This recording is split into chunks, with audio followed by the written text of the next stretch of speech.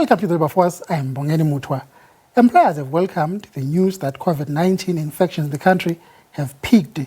It means that a further easing of the current Stage 3 national lockdown is now on the cards.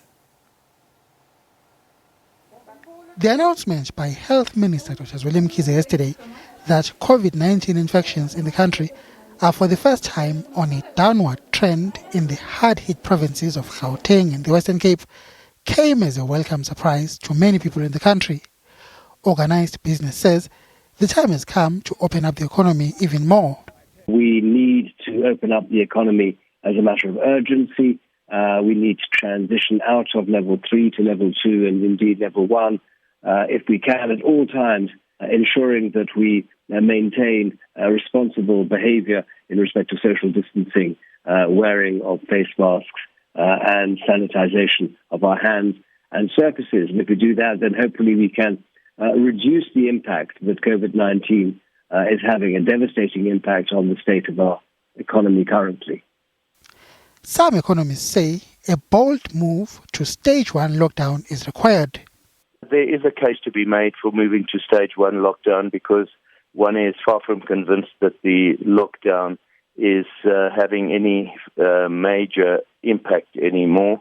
I think Stage 1 with encouragement to people to continue with the social distancing would probably be quite sufficient at this point in time. I think most of the impact of the lockdown has probably already filtered through. I don't know that we are going to achieve very much more by continuing with lockdown. Rather encourage people to socially distance than have a strict lockdown laws. All eyes will be on Stats SA next week when it releases the quarterly labour force survey for the second quarter of this year. It will give the first official picture of the extent of job losses in the country caused by COVID-19. Judging from the online surveys conducted by Stats SA, one shouldn't be surprised to see a 10% decline in the number of jobs in the economy, amounting to a loss of around 1 to 1.5 million jobs compared with the first quarter. From 30.1%, the official unemployment rate is likely to increase sharply to levels closer to 33 to 35%. We have already seen very stark news in terms of the number of people who've lost their jobs, and we estimate 2 million people in the formal and informal economy, and potentially more.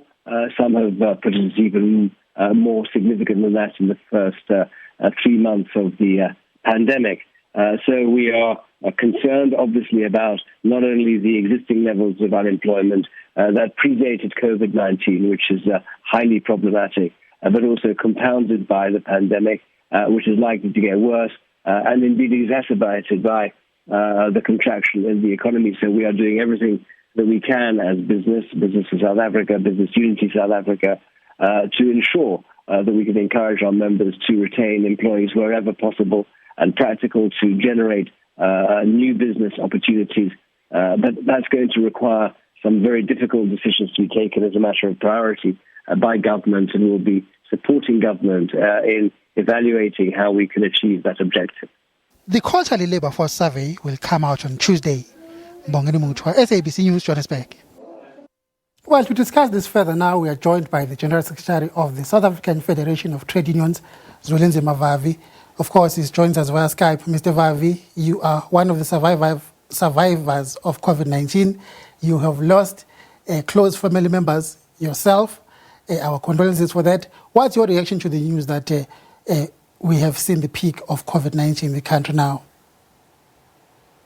Well, that's quite exciting indeed. And when you look at the figures, Mongeni, you will see that indeed there is a slowdown. And we were hitting 13,000 of infections a day. And now we're down into hundreds. And this is a very welcome news. And people were desperate. I mean, it is not just me that lost 6 members of my family in just a period of 1 month of July, but every South African was gasping for air, and every South African have had a person dying in the family. And the most painful one is that we couldn't even bury our loved ones. And it is such a relieving fact that suddenly we seemingly get up beyond the peak, and that the curve is flattening, and that the numbers are declining, even though the numbers of people still dying from the virus are still extraordinarily high. But at about 8,000, we're not anywhere close to what was predicted at the beginning of the year, that we will lose anything between 40 and 45,000 people to the virus. So this is quite a relief, I must say.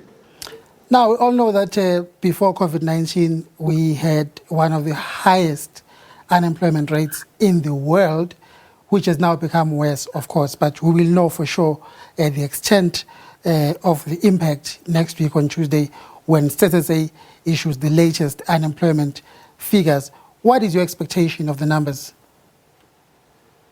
Well, we're expecting them to get worse. I mean, as we say, Mongeni, before this crisis hit us, we were already in a deep crisis. So remember that our economy was in a recession, and that recession saw unemployment figures reach the unprecedented levels, 38.9%, that's 39% or close to 40% of our people unemployed.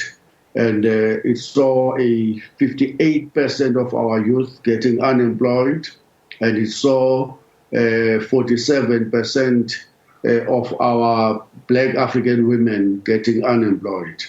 We have seen the estimates being done by a number of even business institutions that say that we may lose up to 16% of our GDP. And for goodness sake, I hope that these people are wrong.